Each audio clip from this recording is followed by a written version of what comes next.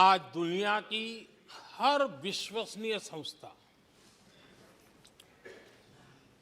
सारे एक्सपर्ट्स जो वैश्विक प्रवाहों को बहुत गहराई से अध्ययन करते हैं, जो भविष्य का अच्छे से अनुमान भी लगा सकते हैं, उन सबको आज भारत के प्रति बहुत आशा है, विश्वास है और बहुत एक मात्रा में उमंग भी है। और आखिर ये सब क्यों? ऐसे ही तो नहीं है। आज पूरी दुनिया भारत की तरफ इस प्रकार से बड़ी आशा की नजरों से क्यों देख रही है? इसके पीछे कारण है। इसका उत्तर छिपा है भारत में आई स्थिरता में, भारत की वैश्विक साख में, भारत के बढ़ते सामर्थ्य में और भारत में बन रही नई संभावनाओं में। माननीय अध्यक्ष जी, हमारी रोजमर्रा की जिंदगी में जो बातें हो रही है, उसी को मैं अगर शब्दबद्ध करूं और कुछ बातें उदाहरण से समझाने की कोशिश करूं। अब आप देखिए, भारत में एक 2-3 दशक अस्थिरता के रहे, आज स्थिरता है, पॉलिटिकल स्टेबिलिटी है, स्टेबल गवर्नमेंट भी है और डिसिसिव गवर्नमेंट है।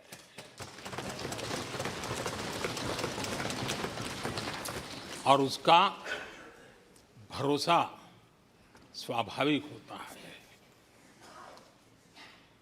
एक निर्णायक सरकार, एक पूर्ण बहुमत से चलने वाली सरकार, वो राष्ट्र हित में फैसले लेने का सामर्थ्य रखती है। और ये वो सरकार है, रिफॉर्म आउट ऑफ कंपल्सन नहीं, रिफॉर्म आउट ऑफ कन्विक्शन हो रहे हैं। और हम इस मार्ग पर हटने वाले नहीं हैं, हम चलते रहेंगे। देश को समय की मांग के अनुसार जो चाहिए वो देते रहेंगे। माननीय अध्यक्ष जी, एक और उदाहरण की तरफ मैं जाना चाहूंगा। इस कोरोना काल में मेड इन इंडिया वैक्सीन तैयार हुई। भारत ने दुनिया का सबसे बड़ा वैक्सीनेशन अभियान चलाया। और इतना ही नहीं, अपने करोड़ों नागरिकों को मुफ्त वैक्सीन के टीके लगाए। इतना ही नहीं, 150 से ज्यादा देशों को इस संकट के समय हमने जहां जरूरत थी वहां दवाई पहुंचाई, जहां जरूरत थी वहां वैक्सीन पहुंचाई। और आज विश्व के कई देश हैं जो भारत के विषय में इस बात पर बड़े गौरव से विश्व के मंच पर धन्यवाद करते हैं, भारत का गौरवगान करते हैं। उसी प्रकार से तीसरे एक पहलू की तरफ ध्यान देता हूं। इसी संकट काल में आज भारत का डिजिटल इंफ्रास्ट्रक्चर,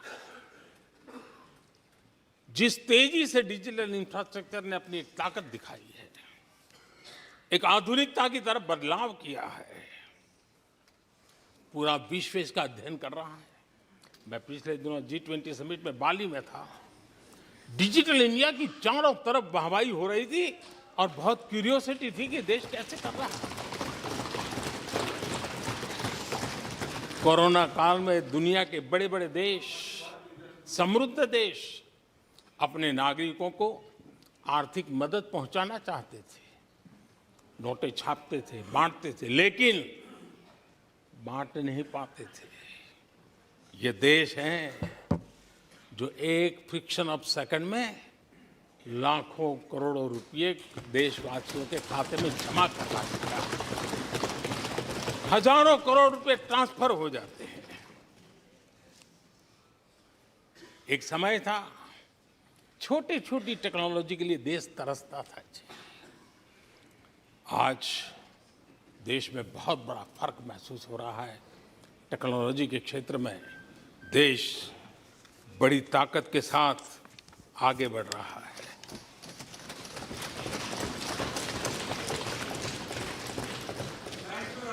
कोविन दुनिया के लोग अपने वैक्सीनेशन का सर्टिफिकेट भी दे नहीं पाते जी।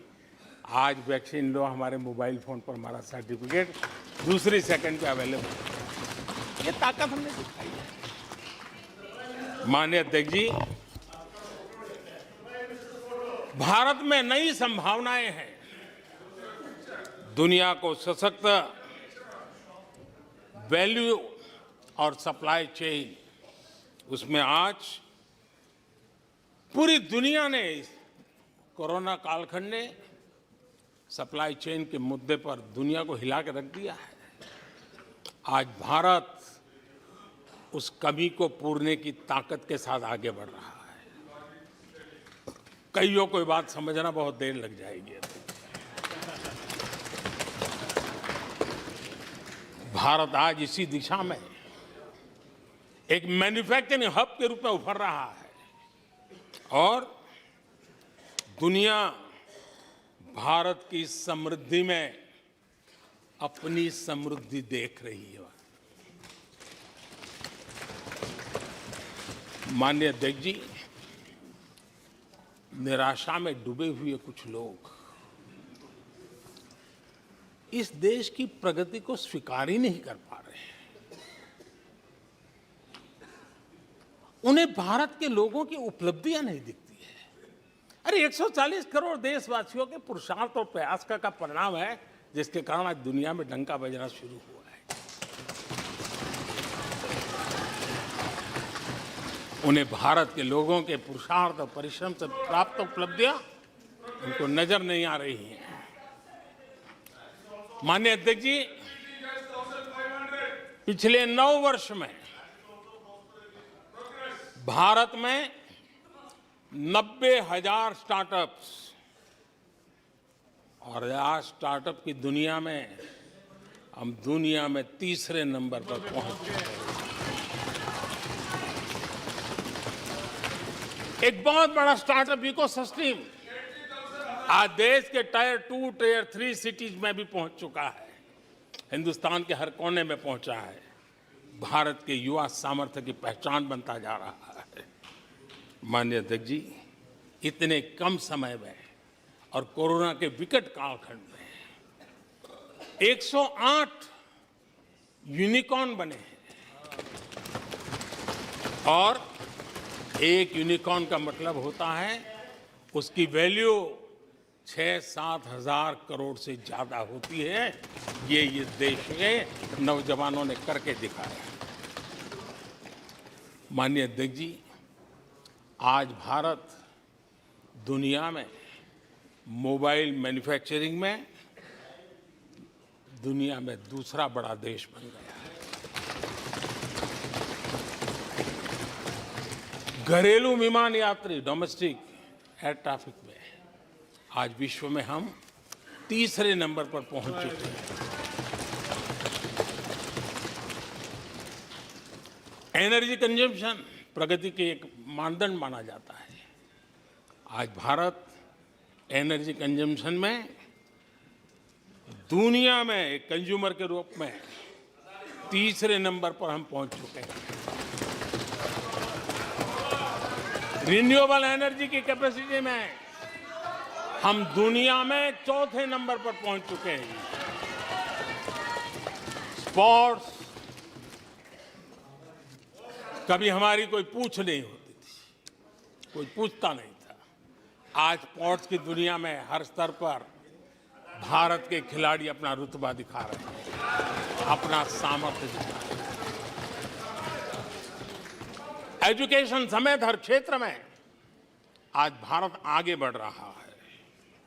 पहली बार, माननीय अध्यक्ष जी, गर्व होगा, पहली बार हायर एजुकेशन में एनरोलमेंट वालों की संख्या 4 करोड़ से ज्यादा हो गई। इतना ही नहीं, बेटियों की भी भागीदारी बराबर होती जा रही है।